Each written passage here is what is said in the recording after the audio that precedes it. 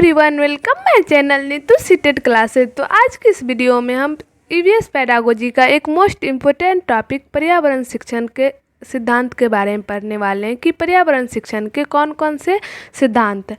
तो वीडियो को आप लोग लास्ट तक जरूर देखिएगा। तो चलिए वीडियो को हम लोग शुरू करते हैं। तो आज का हम लोग का टॉपिक है पर्यावरण शिक्षण के सिद्धांत। आज हम लोग का टॉपिक क्या है? तो पर्यावरण शिक्षण के सिद्धांत। तो सबसे पहला सिद्धांत है क्रियाशीलता का सिद्धांत। सबसे पहला सिद्धांत क्या है? तो क्रियाशीलता का सिद्धांत। तो क्रियाशीलता सिद्धांत के मुख्य उद्देश्य कौन कौन है? तो सबसे पहला उद्देश्य है गतिविधि आधारित। क्रियाशीलता सिद्धांत के अंतर्गत बच्चे को गतिविधि आधारित शिक्षण कराया जाता है।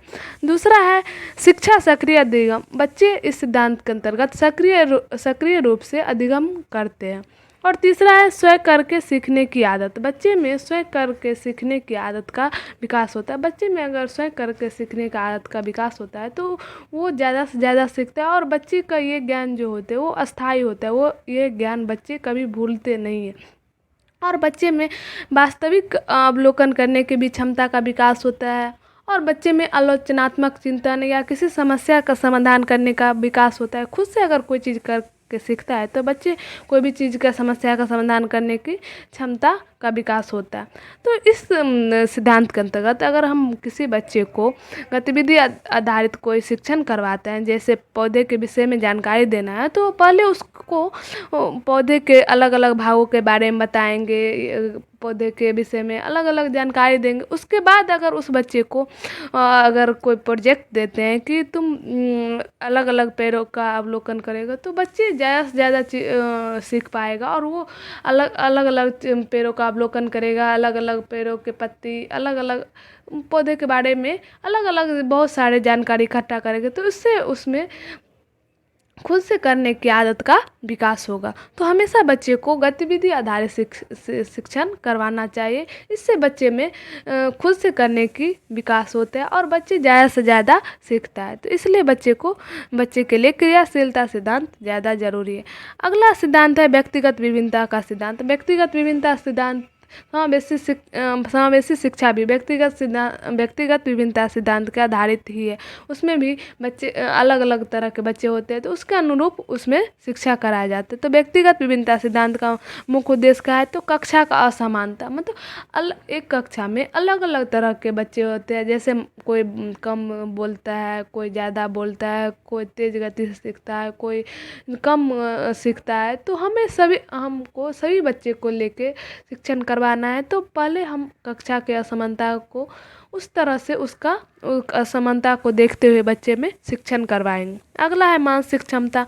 अलग अलग अब कक्षा में अलग अलग बच्चे, तो हर बच्चा का मानसिक क्षमता अलग अलग होता है। किसी का सोचने का क्षमता कम होता है, किसी का तेज रहता है, कोई धीरे से सीखता है, कोई तेज गति से। तो हम बच्चे के मानसिक भिन्नता को भी देखते हुए शिक्षण करवाएं। ये नहीं कि तेज बच्चा को ही लेके, हमको सभी बच्चे को पढ़ाना है। तो हम सभी बच्चे के मानसिक क्षमता के अनुरूप ही शिक्षण करवाएंगे। तो इससे बेहतर बच्चा सीख पाएगा। नहीं तो जो बच्चा नहीं सीख पाता है जल्दी, तो वो और पीछे हो जाएगा। तो इसलिए हमें सभी बच्चे को देखते हुए शिक्षण करवाना चाहिए। अगला है प्रेरणा का सिद्धांत। प्रेरणा का सिद्धांत या अभिप्रेरणा का सिद्धांत, जिसको हम लोग मोटिवेशन कहते हैं।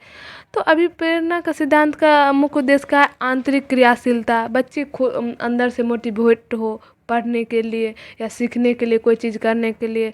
अगला है स्वतः क्रियाशीलता। बच्चे में खुद से करने की ललक हो। तो ये सारे प्रेरणा का सिद्धांत होते हैं। अभिप्रेरणा शिक्षण का जो होता है वो मुख्य केंद्र होता है। अभिप्रेरणा अगर बच्चे में बार बार दिया जाता है तो बच्चा मोटिवेट रहते हैं।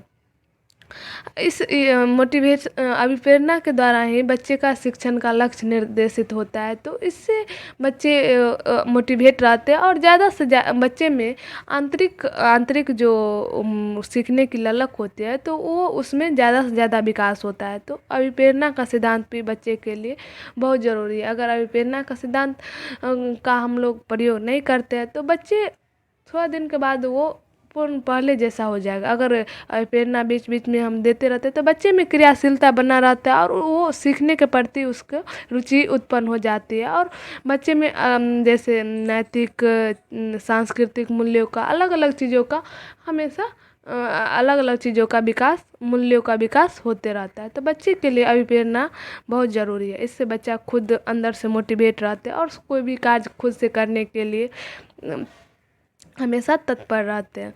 तो अभिप्रेरणा या प्रेरणा का सिद्धांत भी बच्चे के शिक्षण के लिए ज़रूरी है। अगला है रुचि का सिद्धांत। रुचि का सिद्धांत के बिना तो हम शिक्षण करवा ही नहीं सकते। अगर बच्चे का पढ़ने का मन नहीं है तो उसको हम नहीं पढ़ाते। तो रुचि का सिद्धांत का मुख्य उद्देश्य क्या है? तो मानसिक स्तर के अनुकूल शिक्षा। बच्चे जिस लेवल का हो, अगर 1 का बच्चा है तो हम उसको 1 के लेवल का ही शिक्षण करवाएंगे, ना कि हम उसको 2 का। तो वो बच्चा ज़्यादा रुचि से नहीं सीख पाया और वो उतना पढ़ तो लेगा मगर वो सीख नहीं पाएगा सही ढंग से। दूसरा है जिज्ञासा, कल्पना के आधार पर सीखना। बच्चे में जिज्ञासा मतलब बार बार वो क्वेश्चन करता है, तो उसमें जिज्ञासा की प्रवृत्ति और कल्पना, कोई भी चीज़ के बारे में कल्पना करता है।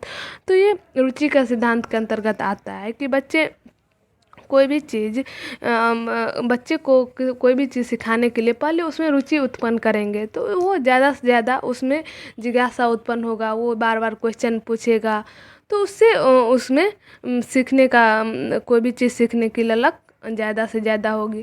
अगर बच्चा रुचि नहीं ले रहा है शिक्षण में, तो उसको किसी किस्से, कहानी, कविता या पहेली के द्वारा अगर उसको हम सिखाएंगे तो बच्चा ज़्यादा सीखेगा। उसमें रुचि उत्पन्न होगी कि कहानी के माध्यम से सिखाएंगे तो, या कविता या पहेली के माध्यम से, या उसको कोई भी खेल के द्वारा भी उसको सिखा सकते। तो इससे बच्चा ज़्यादा उसमें रुचि उत्पन्न होगा शिक्षण के अंतर्गत। और रुचि के अंतर्गत ये भी होता है कि बच्चे उसके अगर मानसिक स्तर को देख के भी हम उसमें शिक्षण करवाते हैं तो उसको वो ज़्यादा सीख पाएगा। अगर उसके मानसिक स्तर का नहीं होगा तो वो सीखने में रुचि नहीं लेगा। और बच्चा में जिज्ञासा, कल्पना का आधार का, बच्चे की जिज्ञासा को भी हम उसको बताएंगे जो जिज्ञासा हो। और कल्पना के आधार पर शिक्षण मतलब बच्चे में कल्पना के आधार पे उसको शिक्षण करवाएंगे कि बच्चा क्या सोचता है, तो उसको उसके बारे में भी बताना है। तो रुचि का सिद्धांत बच्चे में अधिगम कराने के लिए एक महत्वपूर्ण सिद्धांत है। इससे बच्चे कोई भी विषय वस्तु में रुचि लेते हैं। तो ये भी सिद्धांत बच्चे के लिए बहुत ज़रूरी। अगला है नियोजन का सिद्धांत। नियोजन का सिद्धांत क्या है? तो पूर्व निर्धारित, और दूसरा है निर्देश उद्देश्य। नियोजन का सिद्धांत के अंतर्गत शिक्षण कराने से पहले शिक्षक को एक योजना बनाना चाहिए कि बच्चे को हम किसी योजना के तहत अगर शिक्षण करवाएंगे तो बच्चा ज़्यादा सीखेगा। और इसके योजना बनाने के पश्चात शिक्षार्थी को अधिगम कराने के लिए बच्चे में शिक्षार्थी की क्षमताओं, योग्यताओं और मानसिक स्तर का ध्यान रखते हुए अगर हम उसको शिक्षण करवाते हैं तो बच्चे ज़्यादा से ज़्यादा सीख पाएगा। इस सिद्धांत में जो मुख्य बातें हैं याद रखने के लिए, हम कार्य का विश्लेषण अलग अलग तरह से करेंगे और शिक्षण उद्देश्यों को भी पहचान करेंगे और अधिगम उद्देश्य का निर्धारण भी करेंगे कि हमको इस अधिगम में क्या क्या चीज़ इंक्लूड करना है। तो इससे बच्चे में बेहतर समझ आएगी। तो इसलिए हम नियोजन के सिद्धांत में पूर्व निर्धारित योजना बना लेनी चाहिए और निश्चित उद्देश्य का निर्माण भी करना चाहिए कि ये अगर 1 का बच्चा है तो उसको उसके सिलेबस के अनुसार ही अगर हम उसका निर्माण करते हैं पाठ्यक्रम, तो बच्चा ज़्यादा से ज़्यादा सीखेगा और उसको ज़्यादा से ज़्यादा समझ में आए। तो ये सारे अलग अलग सिद्धांत थे जो बच्चे के लिए ज़रूरी है। सबसे पहला है क्रियाशीलता का सिद्धांत। तो क्रियाशीलता का सिद्धांत भी बच्चे के लिए ज़रूरी है। इसमें गतिविधि आधारित शिक्षण होती है और सक्रिय अधिगम बच्चा करते हैं और स्वयं करने की आदत का विकास होते हैं। अगला है व्यक्तिगत विभिन्नता का सिद्धांत। यह समावेशी शिक्षा पर आधारित है। जैसे इसमें कक्षा की असमानता को देखते हुए बच्चे में शिक्षण करवाया जाता है और बच्चे के मानसिक स्तर को भी देखा जाता है। अगला है प्रेरणा का सिद्धांत। इसमें बच्चे अंदर से मोटिवेट रहते हैं और स्वयं से कोई चीज़ क्रिएटिविटी करने के लिए भी तैयार रहते हैं। और अगला है रुचि का सिद्धांत। रुचि का सिद्धांत भी बच्चे के लिए बहुत ज़रूरी है। मानसिक स्तर के अनुकूल शिक्षण करवाया जाता है और जिज्ञासा, बच्चे में जिज्ञासा और कल्पना आधारित शिक्षण भी होती है। तो ये सारे अगला है नियोजन का सिद्धांत। नियोजन का सिद्धांत भी बहुत ज़रूरी है क्योंकि नियोजन का सिद्धांत के अंतर्गत ही हम बच्चे का जो सिलेबस है उसके अंतर्गत हम योजना बनाते हैं और उसके अंतर्गत हम उसको शिक्षण करवाते हैं, तो उसको बेहतर समझ आता है। तो ये सारे अलग अलग सिद्धांत थे और अलग अलग सिद्धांत के अलग अलग उद्देश्य थे जो सीटेट के एग्ज़ाम में बहुत सारे क्वेश्चन में पूछे जाते हैं। तो हम ये सारे सिद्धांत को अच्छे से पढ़ेंगे तो बहुत सारे क्वेश्चन, पैरागोजी क्वेश्चन अलग अलग सब्जेक्ट का भी हम इससे बना सकते हैं। तो अगर अच्छे लगे तो लाइक और सब्सक्राइब ज़रूर कर दीजिएगा। धन्यवाद।